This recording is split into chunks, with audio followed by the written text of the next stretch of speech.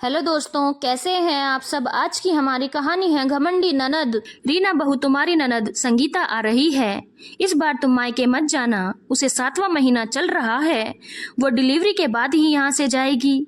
सास जानकी जी ने उत्साहित होते हुए कहा। सुनकर बहू रीना के हाथ काम करते करते रुक गए। संगीता का नाम सुनते ही तो वैसे ही उसका मन कसैला हो जाता था। और अब 3-4 महीने यहाँ रुकने आ रही है, वो भी डिलीवरी के लिए। आखिर क्या सोचकर यहाँ आ रही है कि उसकी भाभी उसकी सेवा करेगी, क्योंकि सासू माँ से तो काम होता नहीं था। रीना के चेहरे पर बदलते हुए भावों को देखकर जानकी जी ने कहा, बहू मैं मानती हूँ कि तेरा संगीता की तरफ से मन खट्टा है, पर वो इस घर की बेटी है, यहाँ नहीं आएगी तो कहाँ जाएगी। इससे पहले कि रीना कुछ कहती, उसकी बेटी रूही रो पड़ी।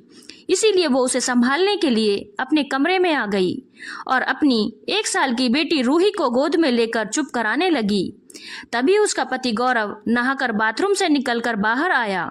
अरे तुम आ गई, मुझे लगा कि रूही अकेली है, इसीलिए फटाफट नहाकर निकला हूँ, गौरव ने कहा। पर रीना ने कोई जवाब नहीं दिया। उसे इस तरह चुप देखकर गौरव ने पूछा, क्या हुआ, तुम इतनी चुप चुप क्यों हो? तुमने बताया नहीं कि संगीता आ रही है, वो भी अपनी डिलीवरी के लिए? रीना के मुंह से यह सुनकर गौरव के हाथ वहीं रुक गए।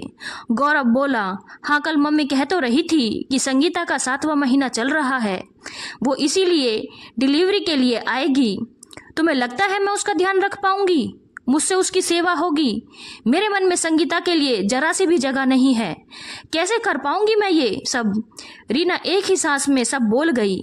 हाँ जानता हूँ कि तुम ये सब नहीं कर पाओगी, बिल्कुल भी नहीं कर पाओगी, और ना ही मैं तुमसे इतना बड़ा दिल रखने की उम्मीद करता हूँ। इसीलिए मम्मी को कह दिया है कि एक मेड लगा ले।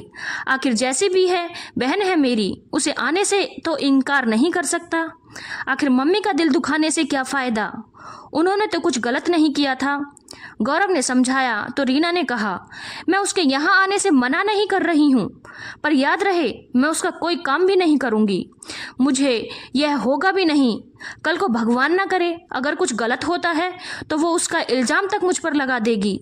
मैं समझ सकता हूँ, पर रीना तुम परेशान ना हो, बस तुम रूही को संभालो और घर के थोड़े बहुत काम संभाल लेना, उसे मम्मी और मेड संभाल लेगी। गौरव ने कहकर बात को वहीं खत्म कर दिया।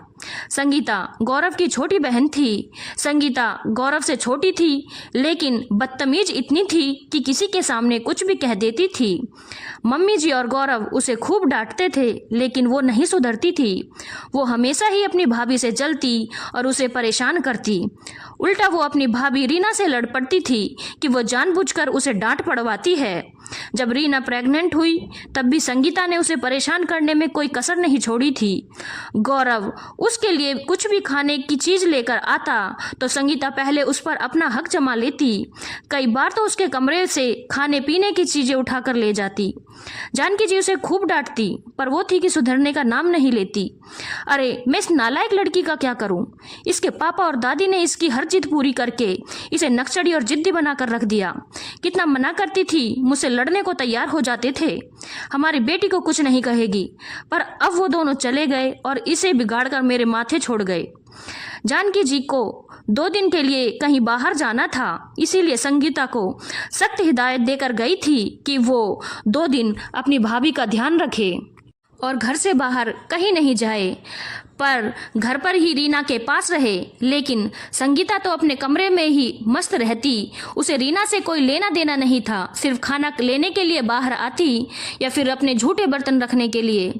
रीना अगर उसके पास उसके कमरे में जाती तो चिढ़ जाती और लताड़ कर उसको कमरे से बाहर निकाल देती और अंदर से दरवाज़ा बंद कर लेती।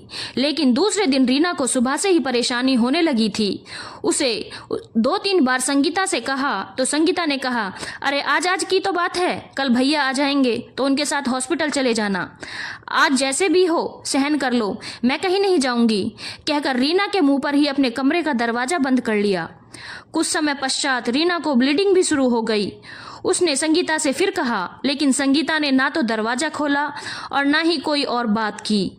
आखिर थक हार कर रीना ने गौरव को फ़ोन किया और अपनी स्थिति बताई। सुनकर गौरव ने अपने दोस्त को फ़ोन किया और उसे उसकी पत्नी के साथ अपने घर भेजा। जब तक दोस्त और उसकी पत्नी घर पर पहुंचे तब तक रीना की हालत बहुत ज़्यादा खराब हो चुकी थी। जैसे तैसे वो लोग उसे हॉस्पिटल लेकर गए, लेकिन जब अस्पताल पहुंचे तो पता चला कि बच्चा तो काफ़ी देर पहले अंदर ही खत्म हो चुका है और इस कारण से बच्चेदानी में इन्फेक्शन भी हो गया, तो बच्चेदानी भी निकालनी पड़ गई। रीना सदमे को झेल नहीं पाई और उसके मन में संगीता के लिए नफरत समा गई। इसीलिए जब संगीता की शादी हुई तब भी उसने कोई उत्साह नहीं दिखाया, लेकिन उसकी हालत देखकर जानकी जी और गौरव ने मिलकर यह निर्णय लिया कि वो एक बच्चा गोद ले लेंगे। इसीलिए 7 महीने पहले ही उन्होंने रूही को गोद लिया था। आखिर रूही को गोद लेने के बाद रीना की हालत में कुछ सुधार हुआ, लेकिन संगीता के लिए नफरत मन से नहीं गई। आखिर 2 दिन बाद संगीता भी यहाँ आ गई, लेकिन रीना ना उससे बात करती और ना ही उसका कोई काम करती और उसके लिए जानकी जी और गौरव उसे कोई बंदिश में भी नहीं रखते। आखिर एक दिन संगीता चिड़चिड़ा गई कि मेरा काम तो या मेरी मम्मी करती है या फिर नौकरानी। तब जानकी जी ने उसे साफ साफ कह दिया कि बेटा, जब तक मैं हूँ बस तब तक ही तेरा मायका है, इसके बाद उम्मीद मत करना, क्योंकि तूने अपना मायका खुद ही खत्म कर दिया। तूने कभी भाभी के लिए कुछ किया है जो वो तुझे अपनी मानेगी? उल्टा जो था तूने वो भी बिगाड़ दिया। आखिर संगीता उसके आगे कुछ कह नहीं पाई।